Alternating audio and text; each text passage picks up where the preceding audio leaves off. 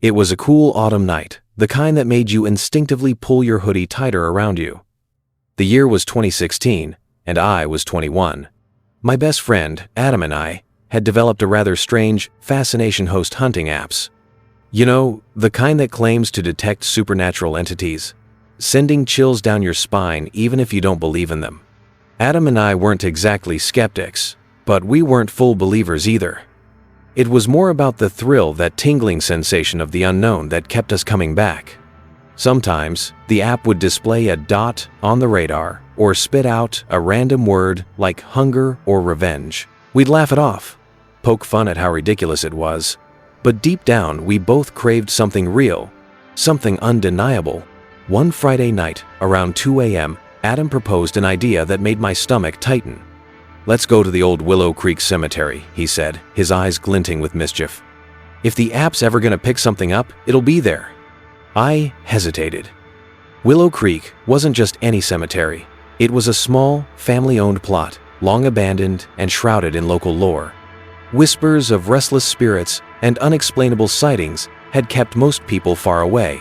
Still, I couldn't back down. "All right," I said, forcing a grin. "Let's do it." We set out, the streets eerily quiet. Normally, the neighborhood was lined with parked cars, but tonight, it felt deserted. The silence was so profound that our footsteps echoed. The app ran on both our phones, its radar eerily blank. "Nothing yet," Adam muttered as we approached the cemetery gates. The gate, rusted and slightly ajar, groaned as Adam pushed it open. "This place is dead," he joked, smirking at his own pun.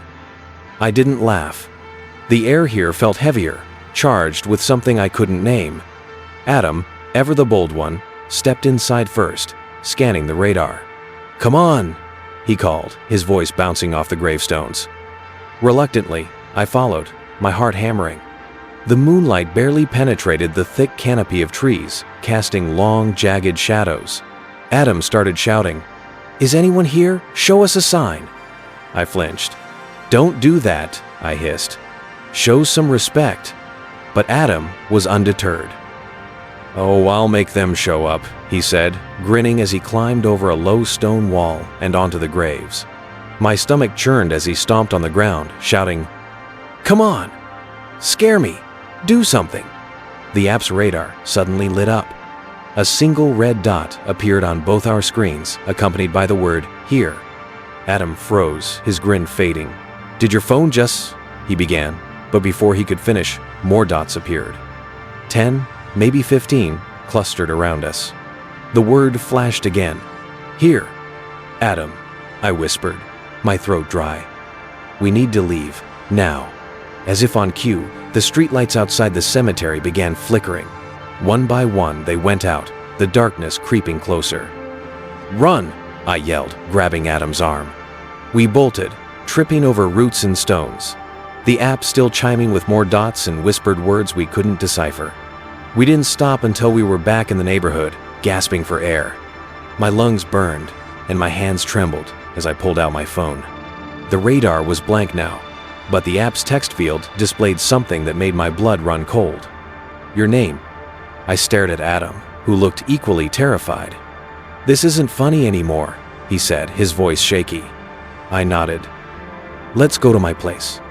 Back at my house, we sat on the porch, lighting cigarettes with trembling hands.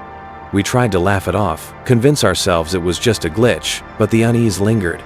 Then, my phone buzzed. The app was still running, though I swore I had closed it. This time, it displayed another name, Adam's sister. Adam's face drained of color. "Delete it," he muttered. "Delete the app." I tried, but the screen froze. No matter what I did, it wouldn't close. Then it buzzed again, displaying another name, Adam's brother. We were paralyzed, staring at the screen until Adam grabbed his phone and smashed it against the ground. "I'm done," he said, his voice trembling. "I'm done with this." That night, Adam refused to stay over, and I couldn't blame him. Left alone, I struggled to fall asleep, haunted by every creak and shadow. Around 4 a.m., I was jolted awake by a strange hum. My phone, which I had powered off and left on the dresser, was glowing. The app was open, a red dot hovering just 6 feet away. The word on the screen read, "Leave." A shiver ran down my spine as I stared at the dot. Then, as if in response to my fear, a low whisper echoed through the room. It was faint at first, but it grew louder, clearer. My name, over and over again. I jumped out of bed, fumbling for the light switch, but the bulb exploded in a shower of sparks. The room plunged into darkness. My phone buzzed again, the dot now right next to me. The word changed to, "Run." I didn't need to be told twice.